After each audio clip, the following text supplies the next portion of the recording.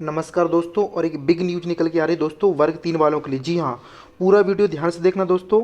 लोक शिक्षण संचालय यानी डीपीआई स्कूल शिक्षा विभाग जो अपनी वेबसाइट है प्राथमिक शिक्षक भर्ती की जो टीआरसी दोस्तों एमपी ऑनलाइन में जहाँ से काउंसलिंग होनी है आप लोगों की, उसके लिए वर्ग 3 के नियम निर्देश दोस्तों जो है अपलोड कर दिए गए। इसलिए वीडियो को पूरा देखना और चैनल पे पहली बार है तो चैनल से ज़रूर जुड़ें, यानी चैनल को सब्सक्राइब जरूर कर लेना दोस्तों।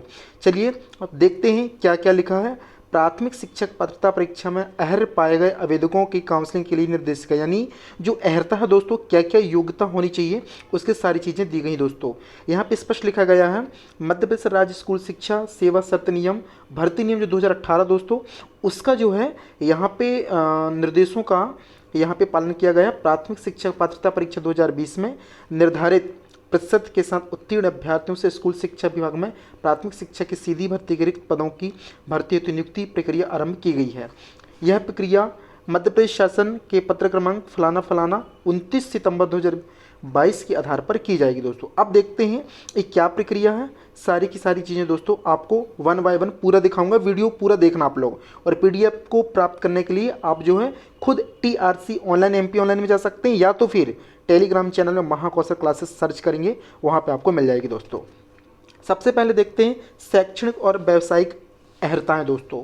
सबसे पहले 2018 के नियम 8 की अनुसूची 3 के अनुसार, यानी अब दोस्तों सबसे ज़्यादा जो संशय बना था बीएड वालों के लिए कि बीएड वालों का क्या होगा दोस्तों, तो बीएड को मध्य प्रदेश में शामिल किया गया। देखो 2018 नियम की अनुसूची 3 के अनुसार यहाँ पे स्पष्ट लिखा है प्रोफेशनल एग्जामिनेशन बोर्ड भोपाल के द्वारा आयोजित प्राथमिक शिक्षक की पात्रता परीक्षा 21-22 में निर्धारित प्रतिशत के साथ उत्तीर्ण हो, यानी एसटी/एससी और ओबीसी को 75% लाना था। अब साथ में ईडब्ल्यूएस के लिए कर दिया गया है और जनरल के लिए 90 नंबर लाना था दोस्तों। एक बात।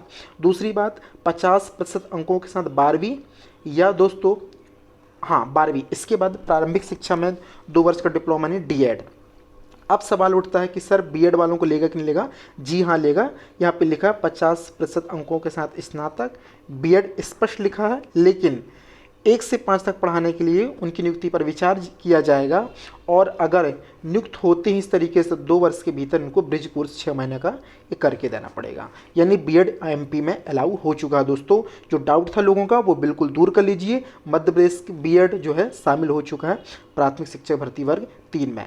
ये देखेंगे स्पष्ट लिखा है 45% अंकों के साथ हायर सेकेंडरी शिक्षा शास्त्र में 2 वर्ष का डिप्लोमा बीएलएड 4 वर्षीय, ये भी मान्य है दोस्तों। और ये आप देख पा रहे हैं कुल मिला के ये बोला जाए कि बीएड शामिल हो चुका है। ठीक, इसके बाद आगे बढ़ता हूँ मैं। आयु दोस्तों, आयु का इसमें दिया 21 साल, यानी 21 साल आपकी एज होनी चाहिए। और यहाँ पे आयु में छूट दिया गया है, तो देख सकते हैं आपको अनारक्षित वर्ग की अधिकतम आयु 43 है। उससे ही देखो अतिथि शिक्षक जिन्होंने 3 सत्र किया और 200 दिवस किए दोस्तों, उनको 52 साल तक की है छूट। महिला वेदक को 57 साल, ठीक है। अनुसूचित जाति एसटी/एससी ओबीसी को भी 57 साल, दिव्यांगजनों को भी 57 साल, यानी 57 ईयर तक आप जो है अप्लाई कर सकते हैं काउंसलिंग में। आयु की गणना 1/1/2022 के आधार पर की जाएगी। सबसे इंपॉर्टेंट बात तो ये भी है 1/1/2022। कई लोग सोचेंगे सर 1/1/2023 के हिसाब से होगी, नहीं होगी, 1/1/22 के हिसाब से, यानी 21 साल आपको होना जरूरी है। और ये छोटे छोटे नियम हैं, आप अच्छे से पढ़ लीजिएगा। मैं पीडीएफ दे दूंगा टेलीग्राम चैनल में, या आप भी जा सकते हैं। जो मोटी मोटी बात वो करना चाहूँगा। अतिथि शिक्षकों को बिल्कुल 25% का आरक्षण मिलेगा, 200 दिवस होने चाहिए। ये आपको 3 सत्र मिला करके होने चाहिए, 3 सत्र 200 दिवस। आगे आरक्षण दोस्तों, आरक्षण क्या लिखा है यहाँ पे लिखा है मध्य प्रदेश लोक सेवा अनुसूचित जाति अनुसूचित जनजातियों और अन्य पिछड़े वर्गों के लिए आरक्षण अधिनियम 1994 के उपबंधों समान प्रशासन विभाग द्वारा जारी अधिसूचना 19 सितंबर 2022 द्वारा जारी किए गए निर्देशों के अनुसार जो है आपको। और यहाँ पे लिखा है आर्थिक रूप से कमजोर वर्ग के अभ्यर्थियों के लिए, यानी ओबीसी को 14% दिया जाएगा, 13 होल्ड किया जाएगा, ईडब्ल्यूएस को 10% दिया जाएगा। ये बात यहाँ पे लिखी गई दोस्तों। और क्या लिखा हुआ है यहाँ पे, हाँ यहाँ पे महिलाओं के लिए 50% और भूतपूर्व सैनिकों के लिए दोस्तों 10% सीट क्या रहेंगी, रिजर्विंग एक्समैन के लिए ये रिजर्व रहेंगे, ठीक है।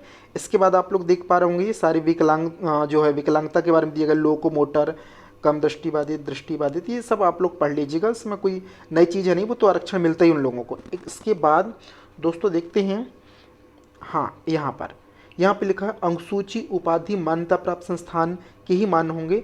समस्त आवश्यक प्रमाण पत्र राज्य शासन द्वारा अभिविहित सक्षम प्राधिकारी द्वारा जारी किए गए प्रमाण पत्र स्वीकार किए जाएंगे। ये मतलब कि जो प्रशासनिक अधिकारी हैं उन्हीं के द्वारा जो रहेगा दोस्तों। और दूसरी चीज, मध्य प्रदेश के मूल निवासियों को ही देय होगी आयु और आरक्षण में, बाकी सभी जनरल पे आएंगे। बाहर राज्यों को भी शामिल किया गया है, कोई संशय नहीं है इस पर। इसके बाद और क्या क्या इसमें खास है दोस्तों, मैं पूरा दिखा देता हूँ। चयन सूची, योग्यता सह चयन सूची, ये देखो इसमें लिखा है 29/9/2022 के आधार पर की जाएगी, यानी जो सूची तैयार की जाएगी चयन सूची वो 29 सितंबर 2022 जो भी हाल ही में आपने देखा है, ठीक है। इसमें अधिकतम अंक प्राप्त करने वाले अभ्यर्थियों के नाम सूची में सबसे ऊपर दर्शाया जाएगा। इसके बाद अन्य नाम अवरोही क्रम में नीचे होंगे, बिल्कुल सही, ऐसा ही मेरिट बनती है। इसके बाद और क्या क्या है, हाँ, आरक्षित वर्ग और अन्य के लिए 200 रुपये रहेगी पोर्टल फीस। अनुसूचित जाति यानी ST SC OBC EWS और फिजिकल हैंडीकैप्ट के लिए 150 रुपये होगी, ये सबको देना पड़ेगा। इसके बाद दोस्तों देख पा रहे आप लोग, पूरा MP ऑनलाइन के माध्यम से प्रक्रिया होगी। भर्ती प्रक्रिया के चरण, सबसे पहले पोर्टल को खोला जाएगा और पात्रता परीक्षा निर्धारित प्रतिशत के साथ उत्तीर्ण करने वाले ऐसे अभ्यर्थी जिन्होंने अतिथि शिक्षक के रूप में निर्धारित दिवस सत्र में कार्य किया, वे अपनी प्रविष्टि MP ऑनलाइन पोर्टल में करेंगे। अतिथि श्रेणी में होने की पुष्टि सत्यापन करते हुए अभ्यर्थी अतिथि श्रेणी के सामने यस ऑप्शन पर क्लिक करेंगे। जो अभ्यर्थियों की श्रेणी में नहीं आती हैं इस चरण में कोई कार्रवाई अपेक्षित नहीं, यानी अतिथियों के लिए सबसे पहले जो है मांगा जाएगा, वहाँ पे आपसे पूछा जाएगा डाटा कि आप अतिथि शिक्षक हैं कि नहीं दोस्तों, यानी भर्ती प्रक्रिया का सबसे पहला चरण है। इसके बाद तदुपरांत राज्य स्तर से MP ऑनलाइन की पोर्टल पर उपलब्ध रिक्तियों के आधार पर कट ऑफ तैयार कर मेरिट क्रम में दस्तावेज अपलोड करने हेतु तो अभ्यर्थियों की सूची जारी की जाए। यानी सबसे पहले गेस्ट टीचर का आपसे पूछा जाएगा आप यस हैं या नो दोस्तों, सबसे पहले ये आपसे कंफर्म करेगा। और जहाँ पे यस कर देंगे तो वो जो आपका 25% आरक्षण मिलना अतिथि शिक्षक का वो और 75% नॉन गेस्ट टीचर, 2 लोगों की मेरिट लिस्ट बनेगी, यानी 2 लिस्ट बनेगी, अतिथियों की और नॉन अतिथियों की दोस्तों। इसके बाद जो लिस्ट जारी होगी इस हिसाब से तब जाकर के दोस्तों आप लोगों के डॉक्यूमेंट अपलोड होंगे, उन्हीं अभ्यर्थी होंगे जिनकी सूची में नाम होगा। सूची जारी की जाएगी, यह सूची पश्चातवर्ती तिथियों विहित प्रक्रिया के आधार पर संबंधितों के दस्तावेज के सत्यापन तथा रिक्त पदों के संख्या के अध्ययन होगी। सूची में नाम सम्मिलित होने पर आधार पर कोई भी अभ्यर्थी नियुक्ति का दावा नहीं कर सकता, ये है। इसके बाद दोस्तों जब दस्तावेज सत्यापन सूची में यहाँ पे लिखा है अभ्यर्थियों के नाम प्रदर्शित किए जाएंगे, उन्हें निर्धारित फीस जमा कर पोर्टल में निश्चित अवधि पे दस्तावेज अपलोड करने होंगे। और ये जब सारी चीज़ हो जाएंगी तो जिले में दस्तावेजों का सत्यापन कराना होगा। अतिथि शिक्षकों को उसी जिले में दस्तावेज का सत्यापन कराना अनिवार्य होगा जिस जिले में उनके द्वारा अतिथि शिक्षक के रूप में कार्य किया गया हो दोस्तों। एक से अधिक जिलों में अतिथि शिक्षक के रूप में कार्य करने पर उन्हें किसी एक जिले का चयन अभ्यर्थियों को करना होगा और उस कार्यालय के चयन का अंतिम अधिकार आयुक्त लोक शिक्षण का होगा। तदुपरांत संबंधित अभ्यर्थियों को दस्तावेज के सत्यापन हेतु जिला शिक्षा अधिकारी या सहायक आयुक्त कार्यालय में निर्धारित दिनांक एवं समय पर उपस्थित होकर दस्तावेजों का सत्यापन कराना होगा। सत्यापन के समय अभ्यर्थियों को अपने मूल दस्तावेज एवं स्वप्रमाणित प्रतियों के 3 सेट के साथ लाने होंगे। ये सेट सत्यापन के दौरान संबंधित अधिकारी द्वारा मूल दस्तावेज से मिलाकर कार्यालय में जमा करा लिए जाएंगे। इसका ऑनलाइन प्रमाणीकरण किया जाएगा। सत्यापन के समय उपस्थित होने एवं दस्तावेजों के प्रमाणीकरण की स्थिति ऑनलाइन जनरेटेड पावती संबंधी को प्रदान की जाएगी। कुल मिला के सत्यापन के बारे में। दस्तावेजों के सत्यापन उपरांत अंतिम रूप से अहर पाए गए अभ्यर्थियों की चयन सूची जारी की जाएगी दोस्तों। इसके बाद आपकी फाइनल जो है कहना चाहिए नियुक्ति जिनकी होनी है वो सूची आएगी।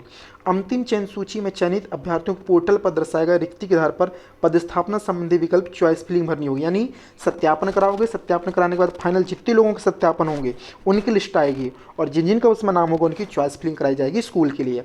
अभी संयुक्त काउंसलिंग होनी है दोस्तों स्कूल शिक्षा विभाग और जनजाति कार्य विभाग की, तो 2 स्कूल होंगे। एक स्कूल का TWD और SED यानी ट्राइबल वेलफेयर डिपार्टमेंट और school education department. Tribal welfare मतलब जनजाति कार्य विभाग और SED यानी स्कूल शिक्षा विभाग, ठीक है। तो ये आप लोग कर सकते हैं। अभ्यर्थी दोनों विभागों की शालाओं में अथवा किसी एक विभाग का शाला का चयन कर सकता है, किंतु मेरिट क्रम में जो विद्यालय आवंटित होगा उस विद्यालय में उसे जाना होगा, उसे नियुक्ति दी जाएगी। कुल मिला के ये कही गई है, ठीक। इसके बाद आगे देखते हैं, ये स्थानीय समाचार पत्रों में विज्ञापन का प्रकाशन किया जाएगा। ये सारी चीज़ दोस्तों ये पूरा का पूरा डिटेल आपको मिल जाएगा PDF में। ये आयुक्त लोक शिक्षण मध्य प्रदेश के द्वारा दोस्तों ये अपलोड किया गया है। आप लोग भी TRC में जाकर देख सकते हैं, या तो फिर आप अपने महाकौशल क्लासेस की जो है टेलीग्राम चैनल को ज्वाइन कर लीजिएगा, वहाँ से आप लोग जानकारी को हासिल कर सकते हैं। वीडियो अच्छा लगा हो तो लाइक करना और अपने जितने साथी उनको जल्दी से शेयर करो, उनको बता दो। सारी प्रक्रिया मैं बता दिया हूँ। यहाँ से PDF को प्राप्त करना है आपको टेलीग्राम चैनल से, और चैनल पे पहली बार है जुड़ जाएं, चैनल को सब्सक्राइब करें। वर्ग 3 शिक्षक भर्ती से संबंधित जो भी जानकारी वो आप तक पहुंचाता रहता हूं, और पूरी भर्ती प्रक्रिया की जानकारी आप तक पहुंचाता रहूँगा दोस्तों। जय हिंद, जय भारत। लेकिन बिग न्यूज़ है, B.Ed भी शामिल हो चुका है दोस्तों।